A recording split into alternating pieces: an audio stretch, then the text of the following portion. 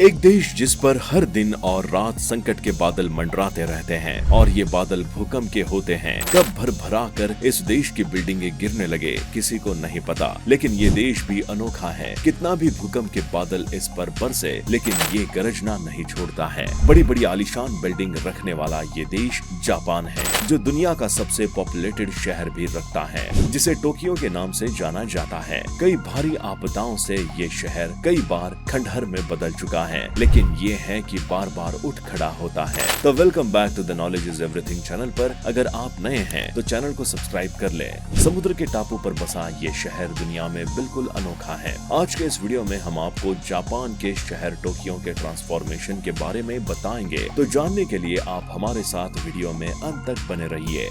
Japan के Tokyo शहर की कहानी 600 साल पुरानी है और ये कहानी तब की है जब इस शहर का कोई अस्तित्व भी नहीं था। आज जहां आलीशान बिल्डिंग और सुंदर नजारे नजर आते हैं, उस समय वहां पर कुछ नहीं था और इस जगह को ईडो के नाम से जाना जाता था। इस वीरान जगह पर मछुआरे मछलियां पकड़ते थे। इसके अलावा यहाँ की जमीन भी बहुत फर्टाइल यानी उपजाऊ थी और इस उपजाऊ जमीन पर चावल की खेती की जाती थी। इसी चावल को जापानी लोग मछली के साथ खाते थे। वैसे आप इस बात से अगर वाकिफ नहीं हैं, तो बता दे कि जापान समुद्र के बीच टापुओं पर बसा है और इन टापुओं पर बड़े बड़े शहर बसे हुए हैं। ये शहर एक दूसरे शहरों से समुद्र पर बने बड़े पुल से जुड़े हैं। जापानी लोगों के बारे में कहा जाता है कि 15वीं शताब्दी तक इन्हें ये भी नहीं पता था कि युद्ध क्या होता है, लेकिन बदलते समाज ने 19वीं शताब्दी तक जापान को सबसे क्रूर बना दिया, जिसका परिणाम पहले और दूसरे युद्ध में देखने को मिला। ईडो शहर के इतिहास की शुरुआत 1457 से होती है और इस समय यहाँ का सम्राट ओटा डोकन होता है।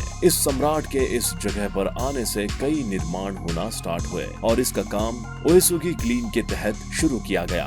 इसके बाद इस जगह पर सैनिकों का आना जाना भी शुरू हो जाता है, जिसमें दूसरे देशों के भी सैनिक होते हैं। ये सैनिक फ्रांस जैसे देश से भी आते हैं। 1524 में होजो क्लीन द्वारा एडो को टुक ओवर कर लिया जाता है, जिसके बाद यहाँ पर सिविल वॉर स्टार्ट हो जाता है। ये वार बहुत भयंकर होता है, जिसे इतिहास के पन्नों में दर्ज किया जाता है और इतिहास में इसे संगोकु पीरियड के नाम से जाना जाता है और यही से जापान के लोगों की दशा और दिशा में कई बदलाव होते हैं, जिससे कई भयंकर युद्ध देखे जाते हैं। इन्हीं युद्धों में शामिल एक ऐसा युद्ध जो इतिहास में सबसे भयंकर युद्धों में से एक माना जाता है, उसकी शुरुआत 1600 में होती है, जिसे बैटल ऑफ सोकिगराहा के नाम से जाना जाता है। इस वॉर में एक तरफ सम्राट एडो कमांडर टोकुगावा लेयासु होते हैं और दूसरी तरफ से टोयोटोमी क्लीन के लोग होते हैं। इस भयंकर युद्ध का नजारा बहुत खतरनाक होता है, जिसके अंत में टोकुगावा की जीत होती है। इसके बाद ही एडो शहर की शुरुआत हुई।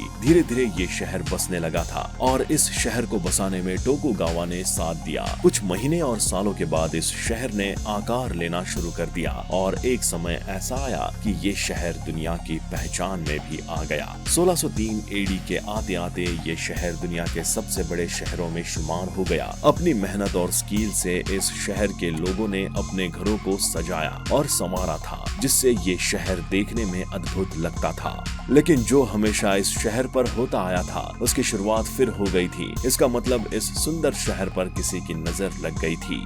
बात एक पुजारी की थी जो ईडो शहर का था। उसने अपनी ड्रेस किमोनो को जला दिया। बता दे कि किमोनो जापान की पारंपरिक ड्रेस कहा जाता है। मंदिर के पुजारी के अनुसार ये किमोनो उनके लिए अनलकी थी। किमोनो को जलाने के बाद इसकी चिंगारी हवा की तरह फैल गई और कुछ पल में ही मंदिर को भी अपनी चपेट में ले लिया, जिसका मतलब इस घटना का इफेक्ट दूर तक पड़ेगा और ऐसा ही हुआ। बता दे कि जापान में घर और मंदिर ज्यादातर लकड़ी के बनाए जाते हैं। इस आग ने कुछ घंटों में पूरे शहर को अपनी लपेटों में ले लिया और शहर का 70% भाग जलकर खाक हो गया। किसानों की फसलें बर्बाद हो गई। इतनी बर्बादी के बाद भी इस शहर के लोग हारे नहीं और फिर से शहर को बसाना शुरू कर दिया। कुछ सालों में एडो शहर फिर से जगमगाने लगा और किसानों की फसलें भी लहराने लगी। धीरे धीरे ये शहर दिन दुनी रात चौगुनी स्पीड से बढ़ता गया और 19वीं शताब्दी के आते आते इस शहर की पॉपुलेशन मिलियंस में हो गई और इसी समय एडो शहर में एक नए सम्राट की एंट्री होती है, जिसे एम्परर मेइजी कहते हैं। इन्होंने ऐसी सरकार का गठन किया जो आज की सरकार से बिल्कुल अलग थी। वैसे एडो शहर जापान के पूर्व दिशा में पड़ता है और इस तरह क्योटो से सरकार चलाने में दिक्कत आ रही थी। मेइजी की सरकार ने कुछ समय के बाद बाद अपनी कैपिटल क्वेटो से एडू शिफ्ट कर दी और शिफ्ट होने के बाद सरकार ने इस शहर का नाम बदलकर टोक्यो कर दिया, जिसे आज भी टोक्यो के रूप में जाना जाता है। धीरे धीरे यही टोक्यो राजनीति का अखाड़ा बन गया। इसके बाद जापान दुनिया के दूसरे देशों से जुड़ना शुरू हो गया और तरक्की की राह पर निकल पड़ा। इससे पहले जापान के लोग सिर्फ खाने पीने और मस्ती करने में बिजी थे। अमेरिकन कमोडोर मैथ्यू सी पेरी ने टोक्यो में शिमोडा पोर्ट का निर्माण किया। इससे तरक्की के रास्ते खुले और टोक्यो में बदलाव आना शुरू हो गया।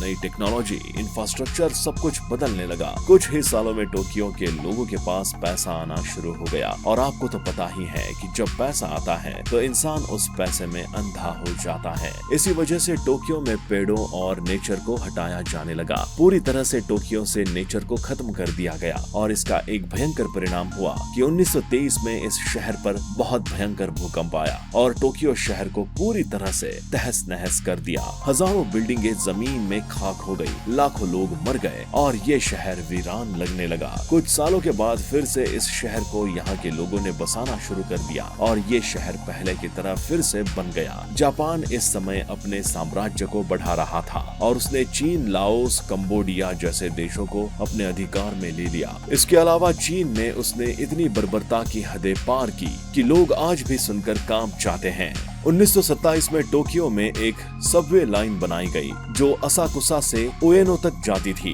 इस पर ट्रेन का संचालन किया गया। इसके बाद 1931 में जापान का पहला एयरपोर्ट जो टोक्यो में बनाया गया। इस एयरपोर्ट के बनने के कुछ समय बाद इसे बंद कर दिया गया, लेकिन साल 1941 में इसे फिर से शुरू कर दिया गया। कदम बढ़ाते हुए जापान चल रहा था कि इसी समय सेकेंड वर्ल्ड वॉर शुरू हो गई और इस वर्ल्ड वॉर में जापान शामिल हो गया। इसी समय जापान ने अपनी ताकत का लोहा मनवाने के लिए अमेरिका के पर्ल हार्बर पोर्ट पर हमला कर दिया और ये हमला इतना भीषण था कि ये पोर्ट पूरी तरह से नष्ट हो गया। इस हमले से अमेरिका सहम गया और उसने इसका जवाब देना शुरू किया। सेकेंड वर्ल्ड वॉर में जापान ने अपनी ताकत से साउथ ईस्ट पर भयंकर उत्पात मचाया, जिसका जवाब देने के लिए अमेरिका, ब्रिटेन ने जापान पर बॉम्बिंग शुरू कर दी और इसी बॉम्बिंग में अमेरिका ने 6 अगस्त और 9 अगस्त को जापान के हिरोशिमा और नागासाकी पर परमाणु बम गिरा दिया, जिससे ये शहर पूरी तरह खत्म हो गए। इस हादसे के बाद जापान ने सरेंडर कर दिया। सरेंडर के बाद अमेरिका ने जापान से वादा किया कि वो जापान के नष्ट हुए शहरों को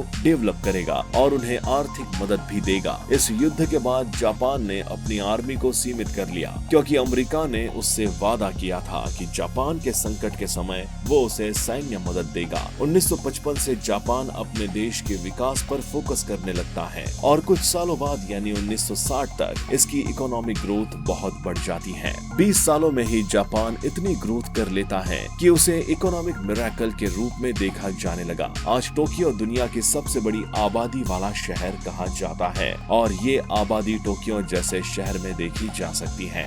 बता दें कि टोक्यो की सड़कों पर बिल्कुल भीड़ नहीं होती है। इसका कारण यहाँ के लोग पब्लिक ट्रांसपोर्ट का यूज करते हैं। ट्रांसपोर्टेशन के मामले में भी जापान पीछे नहीं रहा और 1964 में दुनिया की पहली हाई स्पीड लाइन बना दी और इस हाई स्पीड ट्रैक पर ट्रेन 256 किलोमीटर प्रति घंटे से चलती थी। जहां ये टेक्नोलॉजी जापान में 1964 में आ गई थी, वही भारत में आज तक नहीं आ पाई है। जापान को पता था कि उसके देश में ऑयल नहीं है और इंपोर्ट करना आसान नहीं है, इसलिए उसने अपने पब्लिक ट्रांसपोर्ट को बेहतर बनाने की कोशिश की। आज अकेले टोक्यो ही 2 बिलियन से ज्यादा जीडीपी रखता है। आपको बता दें कि टोक्यो शहर को सिकिंग सिटीज भी कहा जाता है, क्योंकि इस शहर पर हमेशा बाढ़ का खतरा बना रहता है। जापान में सबसे ज्यादा भूकंप आते हैं। इस तरह की वीडियोस को देखने के लिए आप हमारे चैनल नॉलेज इज एवरीथिंग को सब्सक्राइब कर वीडियो को शेयर कर दें।